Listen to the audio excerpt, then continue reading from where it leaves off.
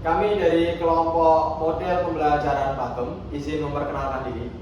Perkenalkan, nama saya Tami Maulana Petaji, NIM 4. Perkenalkan, nama saya Nurul Akil dari Pasi, NIM 8. Perkenalkan, nama saya Rahma Nurbono dengan NIM 9. Nama saya Damas Dana Malaysia dengan NIM 33.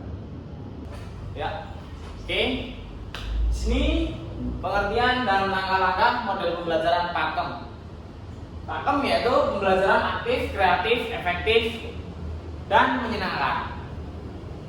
Pakem atau singkatan yang tadi saya sebutkan merupakan suatu model pembelajaran yang dirancang agar mengaktifkan siswa atau peserta didik, mengembangkan kreativitas sehingga efektif, namun tetap menyenangkan. Kemudian ada pembelajaran partisipatif. Apa itu pembelajaran partisipatif? Yaitu pembelajaran yang melibatkan siswa dalam kegiatan pembelajaran secara optimal. Kemudian pembelajaran ini menitik beratkan pada keterlibatan siswa pada suatu kegiatan pembelajaran, bukan pada dominasi guru yang menyampaikan materi pelajaran tersebut. Pembelajaran aktif. Pembelajaran aktif merupakan pendekatan pembelajaran lebih banyak melibatkan aktivitas siswa dalam mengakses berbagai informasi dan pengetahuan untuk dibahas dan dikaji dalam proses pembelajaran di kelas, sehingga mereka mendapat berbagai pengalaman yang dapat meningkatkan pemahaman dan kompetensinya. Untuk para guru dalam pembelajaran aktif, guru lebih banyak memosisikan dirinya sebagai fasilitator yang bertugas memberikan kemudahan belajar pada siswa. Dan yang kedua, peran siswa. Siswa terlibat secara aktif dan berperan dalam proses pembelajaran, sedangkan guru lebih banyak memberikan arahan dan bimbingan serta mengatur sirkulasi dan jalannya proses pembelajaran. Untuk pembelajaran kreatif merupakan proses pembelajaran yang mengharuskan guru untuk dapat memotivasi dan memunculkan kreativitas siswa selama pembelajaran berlangsung dengan menggunakan beberapa metode dan strategi yang bervariasi, misalnya kerja kelompok, bermain peran, dan pemecahan masalah. Untuk yang pertama, tahap persiapan, proses pengumpulan informasi untuk diuji. Yang kedua, tahap inkubasi, suatu rentang waktu untuk merenungkan hipotesis informasi tersebut dalam diperoleh keyakinan bahwa hipotesis tersebut rasional. Untuk yang ketiga, tahap iluminasi, suatu kondisi untuk menemukan keyakinan bahwa hipotesis tersebut benar, tepat, dan rasional. Untuk yang keempat, tahap verifikasi, pengujian kembali hipotesis untuk dijadikan sebuah rekomendasi, konsep, atau teori. Kemudian selanjutnya pembelajaran efektif. Pembelajaran dapat dikatakan efektif jika mampu memberikan pengalaman baru kepada siswa untuk kompetensi siswa, serta mengantarkan mereka ke tujuan yang ingin dicapai secara optimal. Hal ini dapat dicapai dengan melibatkan serta pendidik. Kemudian langkah-langkah model pembelajaran Pakem atau pembelajaran aktif, kreatif, efektif, menyenangkan dalam perencanaan, pelaksanaan, dan penilaian dalam pembelajaran. Yang pertama yaitu perencanaan. Perencanaan pembelajaran yang matang dan terstruktur. Kemudian selanjutnya yang kedua, pelaksanaan. Proses pembelajaran dengan menggunakan berbagai strategi.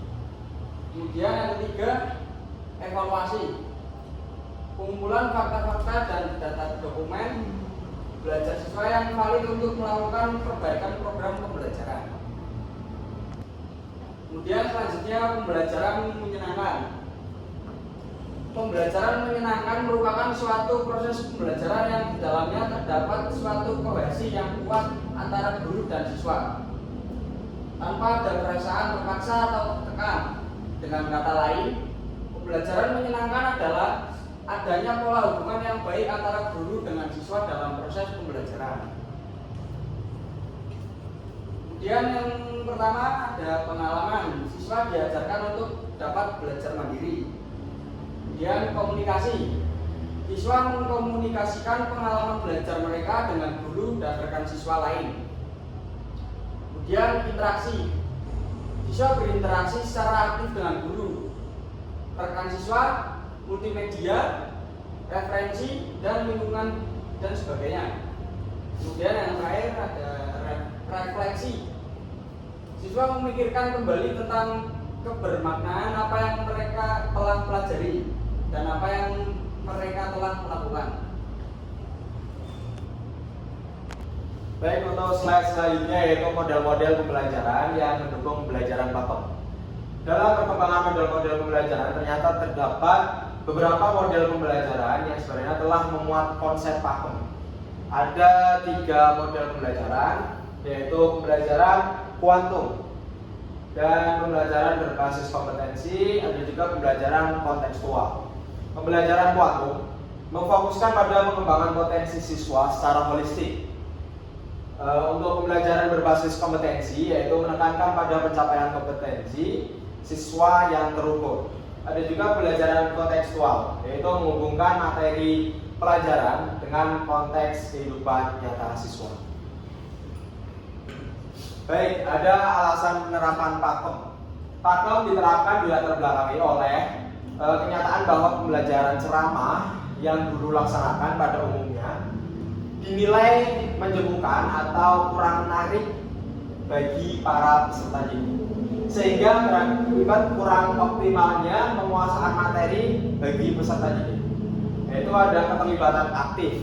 Jadi pakem lebih memungkinkan peserta didik dan guru sama-sama aktif terlibat dalam pembelajaran. Yang kedua ada kreativitas. Jadi pakem lebih memungkinkan baik peserta didik maupun guru untuk sama-sama kreatif.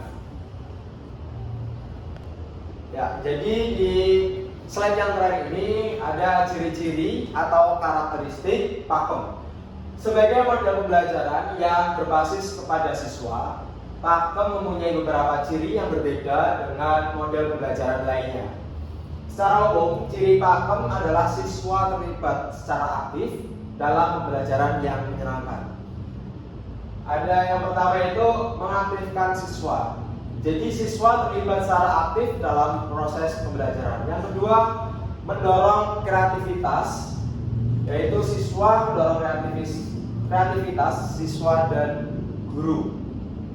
Yang ketiga ada efektif, pembelajarannya menjadi efektif. Yang keempat yaitu menyenangkan. Jadi pembelajarannya akan berakibat menyenangkan, utamanya bagi siswa. Cukup sekian dari kami untuk penjelasan model pembelajaran pakem. Kurang lebihnya mohon maaf. Wassalamualaikum warahmatullahi wabarakatuh. Segue